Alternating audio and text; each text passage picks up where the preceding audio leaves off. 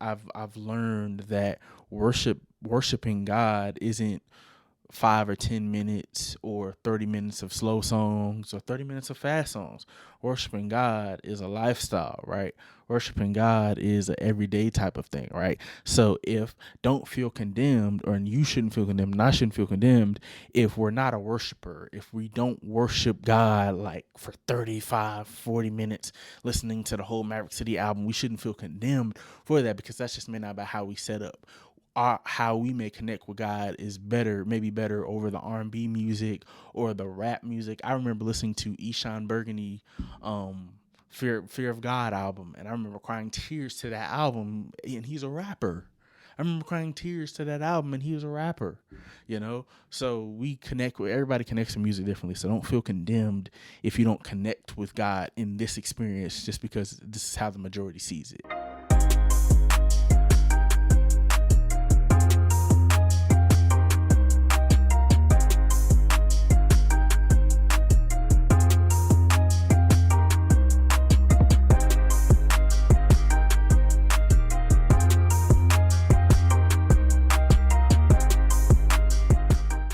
What's up, everybody? Welcome to the Drew Mouzon show. I know y'all probably getting sick of me doing this show, the Wake Up. I said I was doing Rejecting Religion at one point in time. I discontinued Walk with Drew. How my mind thinks relative to content has always been in a show format, right? How everything I do when it comes to content, unless it's little throwaways, even on Instagram, the throwaways sometimes are consistent with what the Bible really said, though, if you follow me on social media. So everything I do has always been in shows. That's how I think when it comes to content. I don't like putting out content that's not in a consensus body of work. I never liked putting out content that way. So I had been thinking about doing this podcast for a very long time. I got a new edition. I got this, nice little clip on mic holder.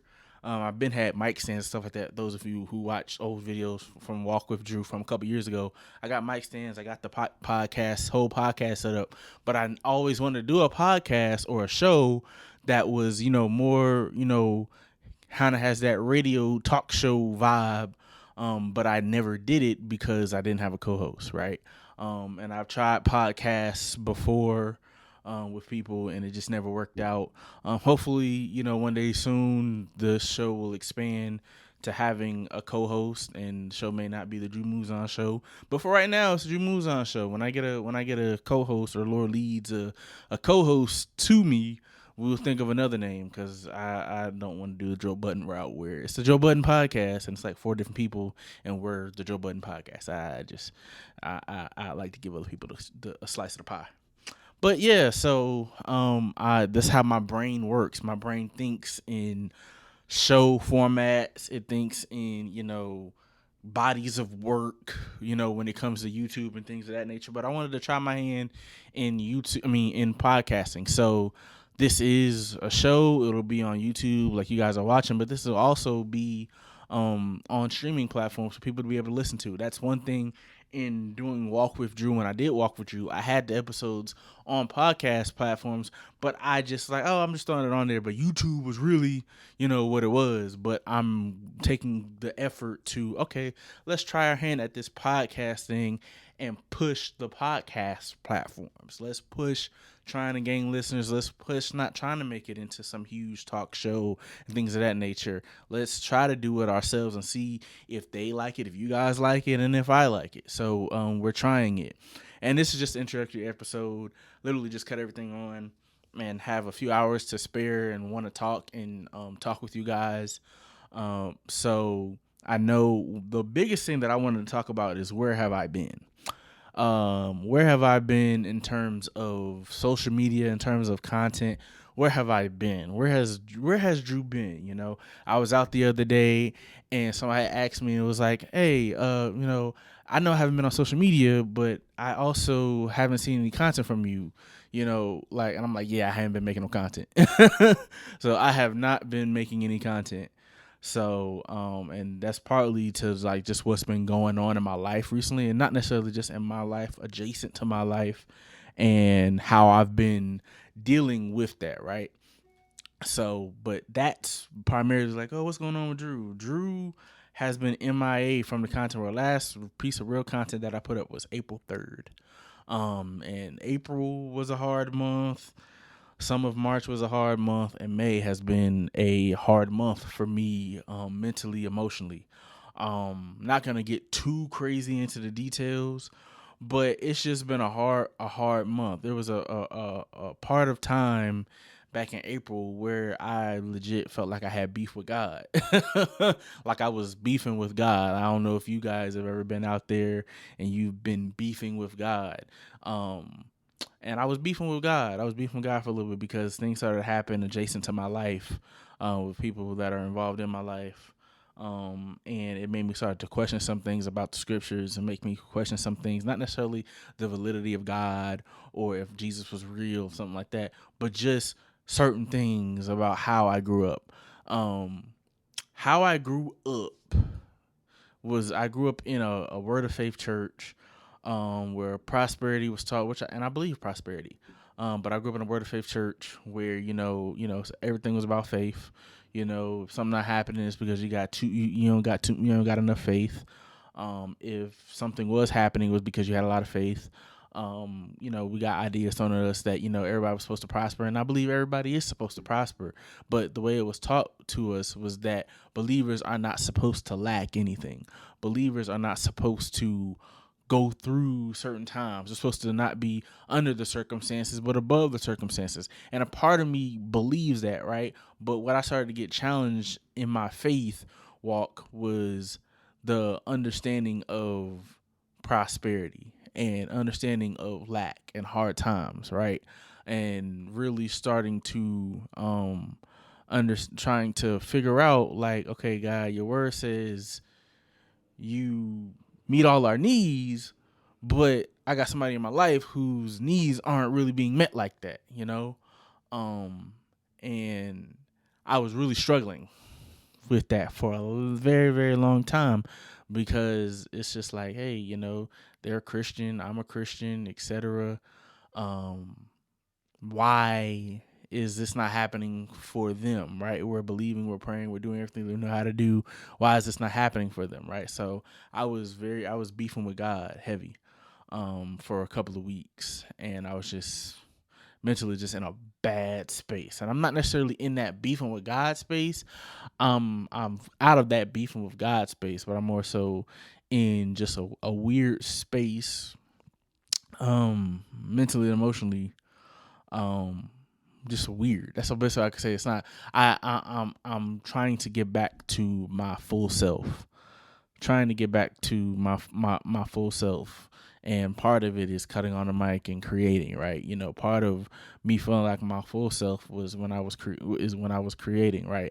And a part of what I had to wrestle with and unravel was, creativity was a part of my identity. So when I felt like when I wasn't creating, which I haven't been really creating, over these past couple of months, my identity and how I saw myself came into question, right? And there was one day where I was sitting in here and I was just talking to God, and God helped me to realize that, I'm creative, and that's, a gift that he has given me to be able to create and like to create and do different things with media and things of that nature. But he didn't come to save the creative me. He came to save Andrew. Y'all know me as Drew Mouzon Show, etc. What the Bible really say though, dude? That's what y'all know me as. But God came to save Andrew, right?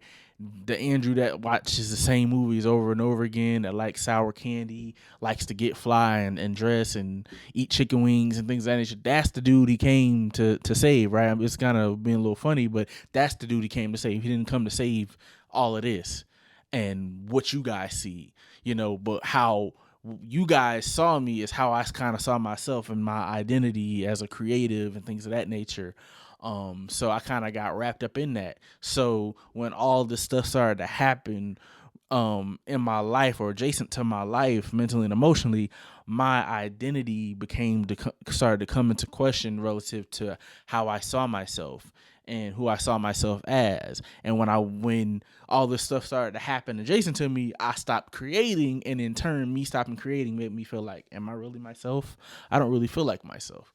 So yeah, that's what's been going on with Drew. Drew has been wrestling with understanding things about prosperity and God's timing. Drew has been understanding and wrestling about my identity and my creativity.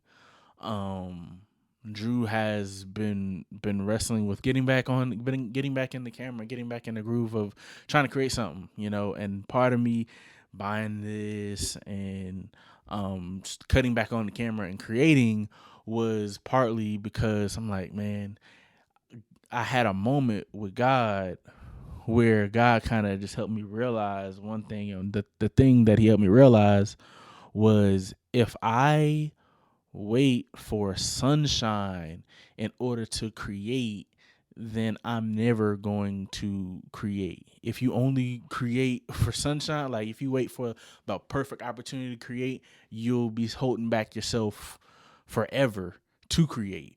And you have to learn how to create through storms. You have to learn how to weather through storms, right? I thought a lot about over the past couple of months Jesus sleeping in the middle of the storm, and like, man, like, how is Jesus sleeping in the middle of the storm? And we always pick out different moments of that story, but the main fact of that story is Jesus slept in a storm. He was in a stern, sleeping on a pillow in the middle of a storm. Jesus wasn't afraid to get a little wet, is what I grasped from that story. My point of view is Jesus wasn't afraid to get a little wet. Jesus wasn't afraid to, be able to sleep in a storm. Jesus wasn't afraid of a little trial or a little tribulation. He wasn't afraid of a little thunder. He wasn't afraid of a little rain. He worked his way through the rain. He worked his way through the storm. He navigated his way through the storm, and he was still, life was still going on, right? So that's what this is. This is me, though, as I'm trying to get back to, finding my identity and my creative self that I feel like I've somewhat lost over the past couple of months. This is me.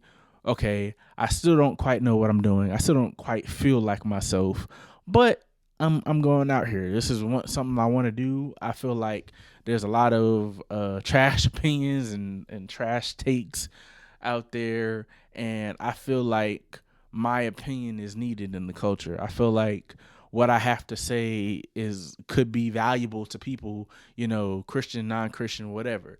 I feel like it could be valuable, and this is me saying I feel like it could be valuable. I know I don't feel all the way there yet, but I'm going to create anyway. So this is what that is. This is going to be the first episode. It's not very long, but I just wanted to let you guys in on, what's going on with Drew. This is what's going on with Drew. I'm navigating it. I'm making my way back. It's gonna take some time. But I don't want to feel like my old self. I want to feel like a new self. So I'm not gonna say until I feel like myself again. I want to feel like a new self. So this is, me creating, me telling you guys where I have been and what I've been learning, and what I've been going through. On the subject of what have I been learning, I would say that the one thing that I have been learning is that, the number one thing that I feel like I've been learning in the season is that there are seasons. And you say, it's like, you don't believe that there were seasons? Like Ecclesiastes talks about how there's a time to die, a time to be born, time of abundance, a time of lack, a time of this, a time of that. Ecclesiastes talks about that. And in this season, I've been understanding, okay, some people, like, there are seasons of suffering that Christians aren't exempt from suffering. Christians aren't exempt from going through periods of lack. Christians aren't exempt from going through periods of things happening in their lives, right? We're not exempt from tribulation. We're not exempt from trials. We're not exempt from suffering. We're not exempt from these different things. What changes the situation from how a Christian deals with it versus how the world deals with it is Jesus, right? We have Jesus in the midst of the tribulation. We have Jesus in the midst of the suffering. We have Jesus in the midst of these things. But for a long time, like I was talking about earlier, how I was taught was like, yo, yeah, Christians are supposed to be, abundant, right? That there shouldn't be any lack in your life if you're believing the word and you're in the scriptures and your things of that nature. But then what happens when your eyes see somebody lacking and they're close to you? Your theology begins to change, and that's what has happened to me. Like, you see somebody going through something and it affects your own theology and makes you be like, we was taught this, but they experiencing that. That must mean that if they're experiencing that, then what they said wasn't true, right? And not to say that abundance isn't true or prosperity isn't true. I just believe that we have to think about prosperity in context. We have to think about abundance in context. That everybody, I believe that it's God's will for us to prosper. I believe that it's God's will for us to have abundance, right? But I also believe that we're not exempt from suffering. I also believe that we're not exempt from trials. I also believe that we're not exempt from tribulations. And those trials and tribulations can affect every area of your life, right? That you're not exempt from a trial or tribulation in every area of your life, right? And at one point in time, I somewhat believed that we are exempt, but having seen that, it's just like you're not exempt. You just are able. You're given a gift. You're given Jesus in the midst of those things, right? And those things don't last always, and they make you appreciate the good times, and then they also make you appreciate like your relationship with God more. Like, one thing I've had to, in the midst of, wrapping my mind around, going through tribulation and, not everybody prospering all the time, things of that nature, is wrapping my mind around, do you want God for what he can give you, or do you want God for who he is? Do you want God for what he can give you, or do you want God for who he is, right? And it was a point of mine where point of my life, in the last few months, where my mind was always in, Jesus, new covenant, da da da da da, and so focused on new covenant, Jesus, forgiveness, abundance, etc., peace, no lack, forgiveness of sins, all this stuff, and my focused on that, and I was focused on God's hand. I wasn't focused on God's heart. And in the past couple months, I've been trying to get focused on God's heart, on who God is, right? What kept Paul in the Bible, what kept him, sane and, able to keep going while he was in those prisons and in those trials and tribulations, was the heart of God. He had a real relationship with God, right? Christ meant more to him than all of the material stuff in the world, right? And that's what Paul tried to teach us in the Bible, is like, Christ means more than all these different things, right? Or what he could give you, that relationship with Christ. So I've been trying to navigate that relationship, learning about and grasping God's heart and not his hand. Been not getting out of, new covenant, this, new covenant, that. It's still new covenant all the way. It's still grace, new covenant, righteousness, all those different things.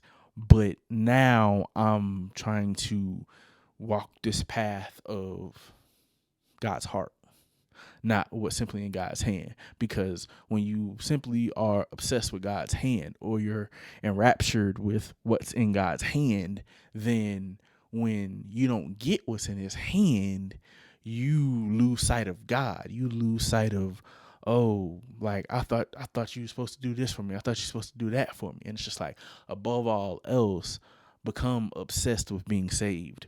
Above all else, become obsessed with having a relationship with God. Above all else, become obsessed with who Jesus is, not what Jesus can give you, right? And that's where that's like one of the things that I've been learning in this time away from creating content, and frankly, time away from, being in the scriptures like that and praying like that. Um, I haven't been in the scriptures like that. I have not been praying like that. It's not to say, oh, he's not a man of God. He's not he not a preacher no more, and he not nah. It's still all running in me and through me. It's not a couple of days that don't go by where I don't get a sermon idea, or I'm not reading scripture and be like, oh, that's a good sermon, or I don't see something like, oh, that'd be a good video. I just made a video, my first piece of content, 2 weeks ago, last Sunday. I made my first piece of content that I in over a month. And I was really excited about it. I was reading my Bible, and God gave me an idea and I ran with it, right? And then also within that time I've gotten a couple book ideas as well. So me not being in the scriptures does not affect, I wouldn't necessarily say affect, I'm not gonna say it's go out on a limb and say that it doesn't affect your relationship with God. I think that, it aids your relationship with God. It supplements your relationship with God. I haven't been in my word like that. I haven't been reading. I haven't had the desire to like I once was. So if you're hearing this, definitely pray for me, relative to, praying and getting into the word and worshiping. I haven't been in that headspace a lot, but it also shows, um, not want to say freedom from religion, but freedom from religion, in one way or shape. It shows freedom from religion, because if this was 5 years ago me, I would have thought something was wrong with me, and I would have thought my Christianity wasn't intact because I didn't read the Bible, or I hadn't been reading my word, or I hadn't been praying or worshiping like that. I would think my Christianity is not intact, right? And some people may still hear this and say, oh, your Christianity is not intact. You're not praying, reading the word. You're far from God, brother.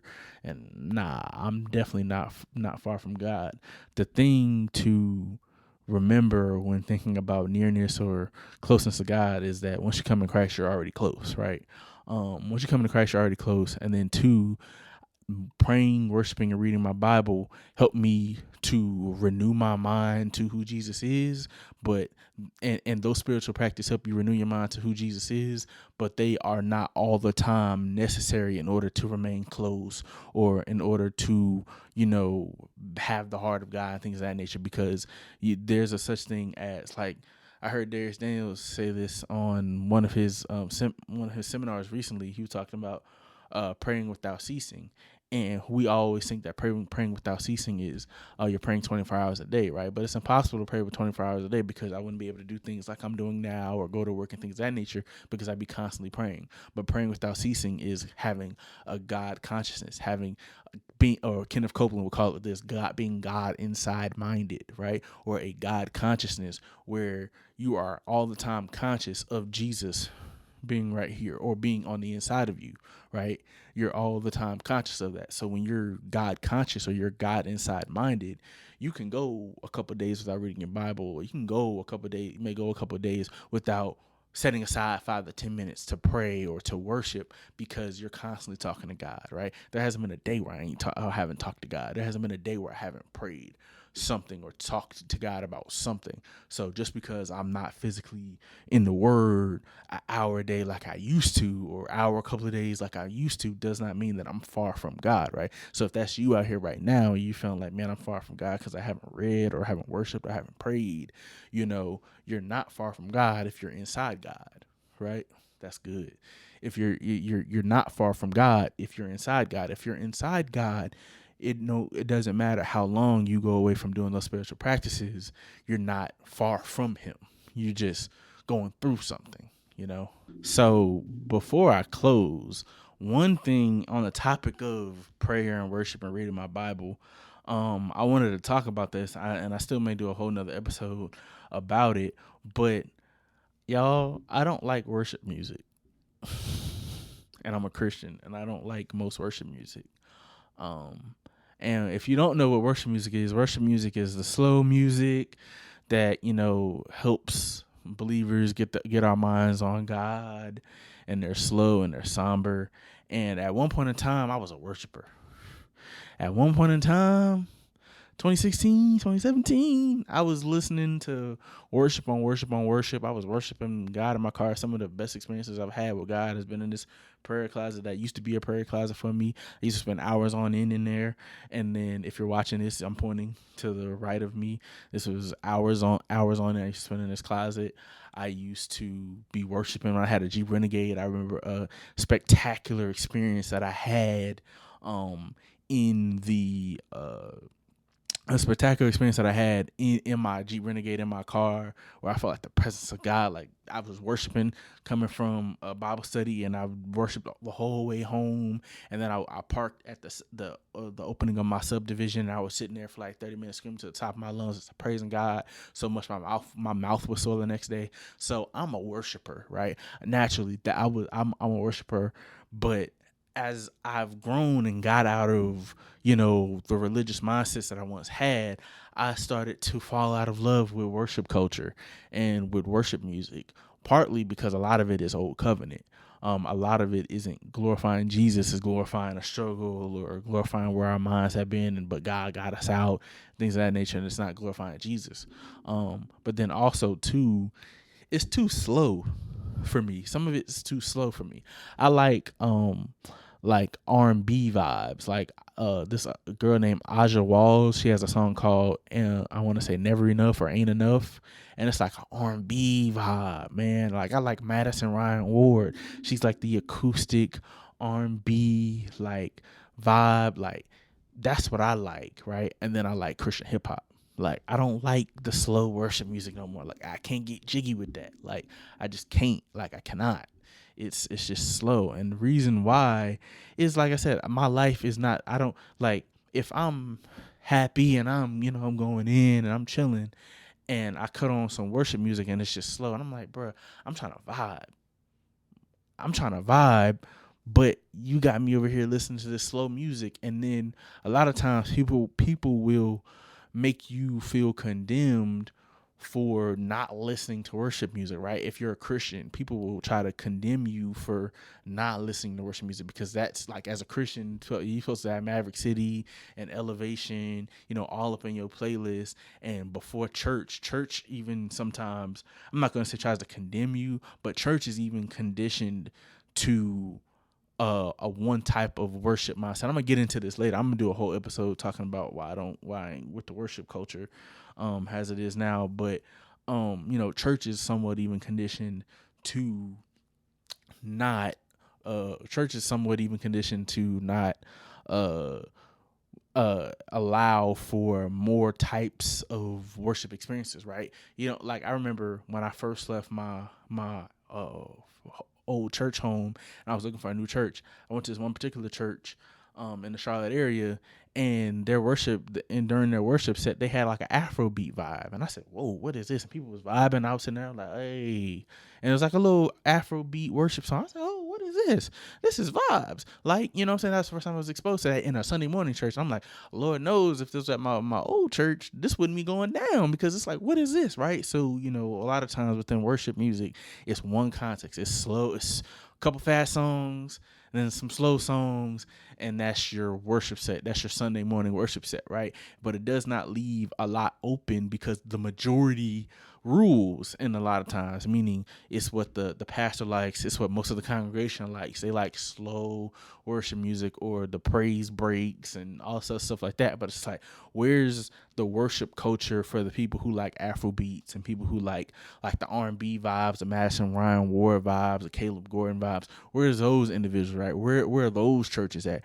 Where are those worship experiences at, right? And I know a lot of times, the bigger churches, there's only really a platform for the slow songs, right? They don't have a lot of, rappers coming in, or people who want to do pop music, or just like up-tempo vibes, chill vibes. A lot of people don't want to, they don't have a lot of volunteers that do that. They just have a lot of volunteers that want to sing, and a lot of people don't have the means to be able to create this type of music. But yeah, I haven't. Part of the reason why I hadn't been listening to a lot of worship or worshiping is because sometimes lately, last couple of years, I find it hard to worship with music, and oftentimes I worship without it, and I worship not as long as I used to, right? Or the practice of worshiping in terms of opening up my mouth and lifting my hands is not as long as it once was, or singing to songs like it once was, because I've learned that worshiping God isn't 5 or 10 minutes or 30 minutes of slow songs or 30 minutes of fast songs. Worshiping God is a lifestyle, right? Worshiping God is an everyday type of thing, right? So if don't feel condemned, or you shouldn't feel condemned, and I shouldn't feel condemned if we're not a worshiper, if we don't worship God like for 35, 40 minutes listening to the whole Maverick City album, we shouldn't feel condemned for that, because that's just not about how we set up. How we may connect with God is better, maybe better over the R&B music or the rap music. I remember listening to Eshawn Burgundy, Fear of God album, and I remember crying tears to that album, and he's a rapper. I remember crying tears to that album, and he was a rapper, So everybody connects to music differently. So don't feel condemned if you don't connect with God in this experience, just because this is how the majority sees it. This is the first episode. This is where I have been. Where has Drew been? This is where I have been. And I hope you guys enjoyed this episode and got something out of it.